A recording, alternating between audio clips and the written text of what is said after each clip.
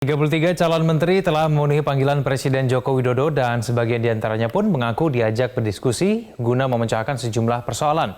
Hari ini rencananya Presiden Joko Widodo akan mengumumkan daftar resmi nama-nama menteri yang akan membantu Presiden dalam Kabinet Kerja Jilid Kedua untuk membahas lebih lanjut mengenai bagaimana wajah kinerja menteri dalam Kabinet Kerja ke depannya. Kita telah terhubung dengan Jayadi Hanan, pengamat politik. Mas Jayadi, selamat pagi. Selamat pagi, Egan. Ya, Mas Jayadi, sebagian besar calon menteri sudah dipanggil kemarin, jumlahnya ada 33. Dengan melihat komposisi seperti ini, apakah secara politik kebutuhan Presiden Joko Widodo terjawab? Secara umum ya, karena memang sesuai dengan janji Presiden, ya, ada sekitar 50% lebih dari menteri non-partai dan sisanya dari partai. Kemudian selain itu kan kita lihat ada gabungan berbagai elemen. Yang pertama gabungan antara partai non-partai, yang kedua antara menteri lama dan baru, kemudian yang ketiga antara muda dan lebih senior, serta perwakilan daerah, ada perwakilan Aceh, ada perwakilan Papua. Jadi gabungan berbagai elemen itu, saya kira kemungkinan akan memberikan kemampuan kepada kabinet ini untuk memiliki kekuatan kapasitas yang memadai, tapi sekaligus juga memiliki dukungan politik yang cukup di parlemen. Dan gabungan kapasitas dan dukungan politik itu nanti menjadi dua variabel utama yang bisa menentukan apakah kabinet ini bisa bergerak dengan baik atau tidak. Baik, apakah ada nama-nama yang mengejutkan untuk Anda, Mas Jayadi? Mengejutkan sih tidak, tapi cukup menarik ya. Yang menarik itu pertama tentu saja nama Pak Prabowo. Ya, ini sudah diprediksi orang, tapi tetap menarik walaupun tidak mengejutkan. Yang jadi pokok soal nanti adalah apakah Prabowo yang selama ini levelnya selevel dengan Jokowi sebagai calon dan dia ketua umum partai yang cukup besar, apakah itu tidak akan memberikan tantangan koordinasi tersendiri dengan menteri-menteri yang lain. Itu terutama dengan Menko Polhukam nanti yang akan menjadi atasan dari Pak Prabowo. Yang kedua, ada sejumlah menteri yang berusia sangat muda, yang memiliki kapasitas dan rekam jejak yang sudah dikenal publik. Dan ini memberikan harapan. Figur seperti Nadiem Makarim, Wisnu Tama, kemudian Bahlil Lahadalia, Erick Thohir, dan beberapa figur muda lainnya yang muncul itu juga akan memberikan harapan. Tetapi yang Tantangan terbesarnya apa nih, Mas Jayadi? Memimpin kabinet dengan berbagai latar belakang partai politik, profesional partai. Ini apa tantangan terbesar bagi Presiden Joko Widodo? Tantangan terbesarnya satu, bagaimana kabinet bisa fokus pada prioritas agenda yang sudah ditetapkan oleh Presiden. Yang kedua, tantangan adalah memastikan bagaimana dukungan politik itu tersedia secara cukup, baik untuk menteri berasal dari non-partai, terutama untuk menteri berasal dari non-partai. Nah, yang ketiga adalah ada beberapa figur partai politik, ketua partai politik yang masuk di kabinet kali ini. Nah, itu bisa memberikan tantangan yang cukup besar, karena partai politik pada saat yang sama juga memerlukan konsolidasi yang cukup masif untuk menjelang pemilu 2024.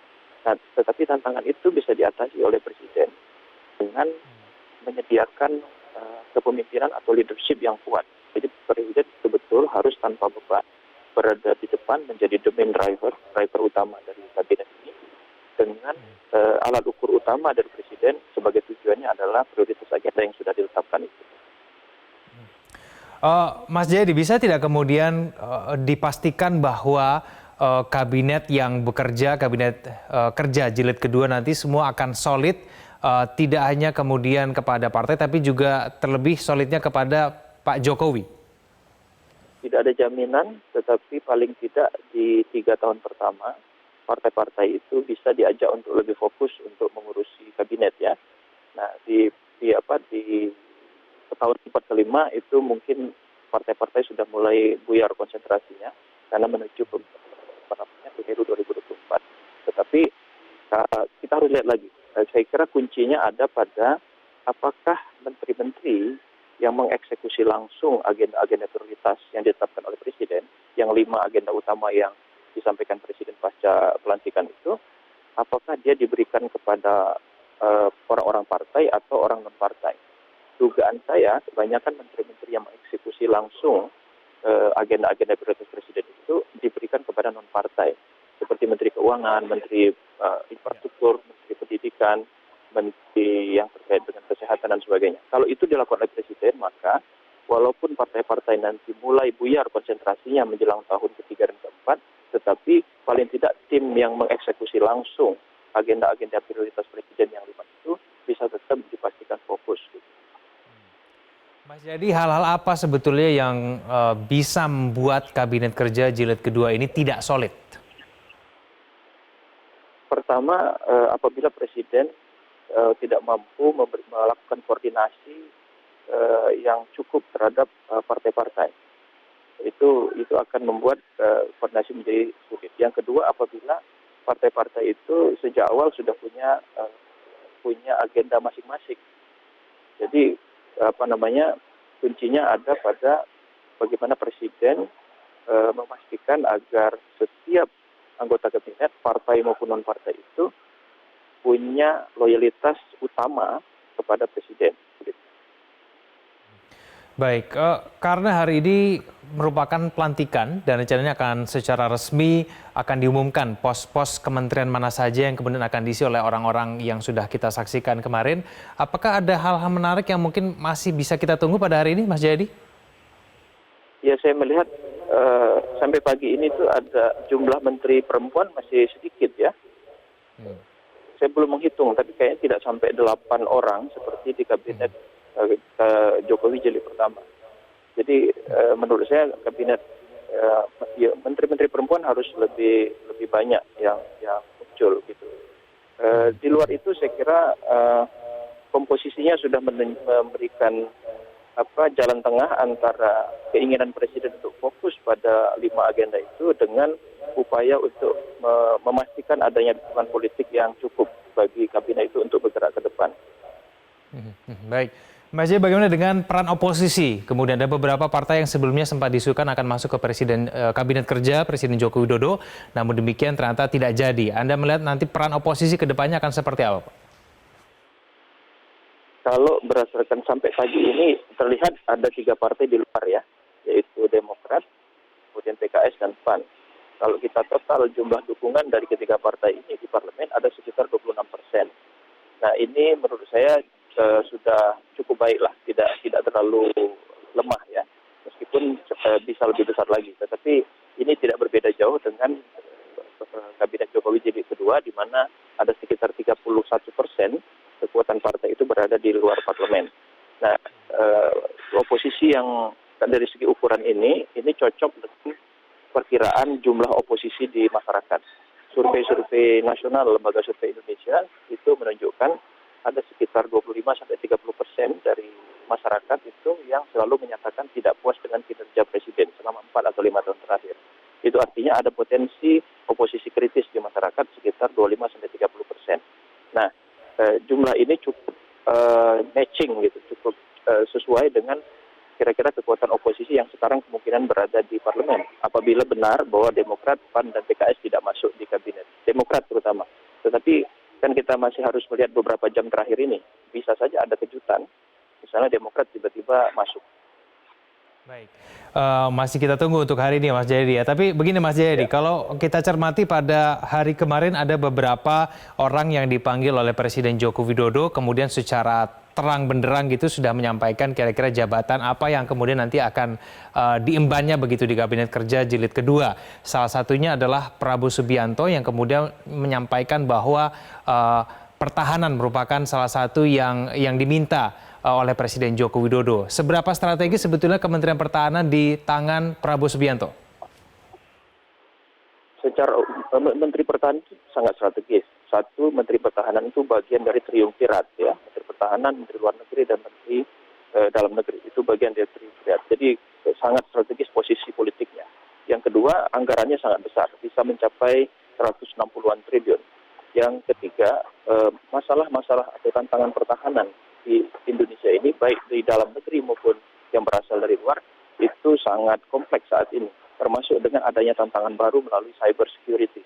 Jadi ini posisi yang sangat strategis, karena itu memang harus diisi oleh orang yang betul-betul bukan hanya paham, tapi betul-betul memiliki loyalitas tunggal kepada Presiden. Dan tentu saja patriotismenya. Jadi mungkin dari segi kapasitas Pak Prabowo kan mantan tentara sampai di tingkat jenderal bintang 3, kemudian pengalaman juga mungkin cukup baik di bidang itu. Nah, tetapi memastikan bahwa aspek strategis pertahanan itu tidak dihalangi oleh kredibilitas Pak Prabowo di dunia internasional misalnya. Kan mulai ada pembicaraan soal bagaimana posisi Pak Prabowo di mata dunia internasional seperti di Amerika Serikat misalnya. Jadi kredibilitas itu juga penting. Nah, bagaimana ke depannya saya kira memang harus ada koordinasi yang betul-betul dekat antara Pak Jokowi dengan Pak Prabowo dalam urusan pertahanan ini, apalagi mengingat tantangan-tantangan itu sangat kompleks saat ini. Tapi bisakah kemudian dengan masuknya Prabowo Subianto dan mungkin saja Edi Prabowo juga masuk ke dalam kabinet, kita masih menunggu pengumumannya pada hari ini, Mas Jayadi, bisakah kita menjamin bahwa Partai Gerindra akan betul-betul solid mendukung pemerintahan ke depannya? Tidak ada jaminan. Tapi Presiden punya alat untuk melakukan evaluasi kan. Kalau mulai terlihat tidak loyal atau mulai ada istilah oposisi dua kaki gitu, atau koalisi dua kaki, ya saya kira itu kewenangan Presiden untuk melakukan evaluasi. Dan menurut saya sejak awal Presiden bersama Pak Prabowo seharusnya, dan saya yakin sudah ada kesepakatan. Baik, dengan Prabowo Subianto yang kemudian diisukan akan mengisi pos Menteri Pertahanan, apakah kemudian pos Menteri Pertanian juga layak diisi oleh dari Partai Gerindra, Mas Jayadi? Layak saja, tetapi dugaan saya itu tidak se-strict Menteri Pertahanan. Kalau Menteri Pertahanan sudah sejak awal disampaikan oleh Presiden untuk diumumkan oleh Pak Prabowo kan. Nah, fakta bahwa menteri yang lain untuk Gerindra itu belum diumumkan, orangnya ada yaitu Pak Edi Prabowo, tapi posisinya apa, itu kan menunjukkan bahwa masih fleksibel. Tidak mesti Menteri Pertanian seperti yang mereka inginkan, karena Kementerian Pertanian itu juga kementerian yang sangat strategis, termasuk terkait dengan pengembangan sumber daya manusia dan ekonomi kita ke depan. Karena itu harus dipegang oleh orang-orang yang betul-betul dipercaya oleh Pak Jokowi. Menurut saya, Menteri Pertanian sebaiknya diserahkan kepada orang non-partai atau orang yang betul-betul dipercaya oleh Presiden, tanpa ada keraguan soal loyalitas. Baik. Mas, jadi bagaimana dengan wajah-wajah baru yang kemudian dikatakan umurnya juga muda? Ini seperti Nadiem Makarim, ada Erick Thohir, ada Wisnu Tama, ada wajah-wajah baru yang nanti diperkirakan akan masuk di Kabinet Kerja Jilid Kedua. Apa yang bisa kita ekspektasikan dari wajah-wajah baru dan muda ini, Mas Jayadi? Kabinet itu kan strategi politik Presiden untuk menjamin satu, adanya stabilitas dan keberlangsungan dengan program-program yang sudah ada selama ini. Kan? Satu.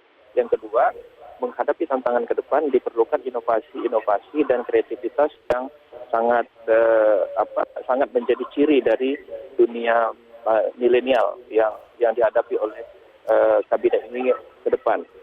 Yang ketiga, itu kabinet Pak Jokowi akan mengantarkan Indonesia kepada transisi kepemimpinan nasional. Nah, jadi figur-figur muda ini diharapkan menjadi orang yang berada di depan ketika kita berbicara soal inovasi, kreativitas, dan transisi kepemimpinan Indonesia ke depan. Baik, Mas Jayadi, terima kasih telah bergabung bersama kami langsung dari Denpasar, Bali. Selamat pagi.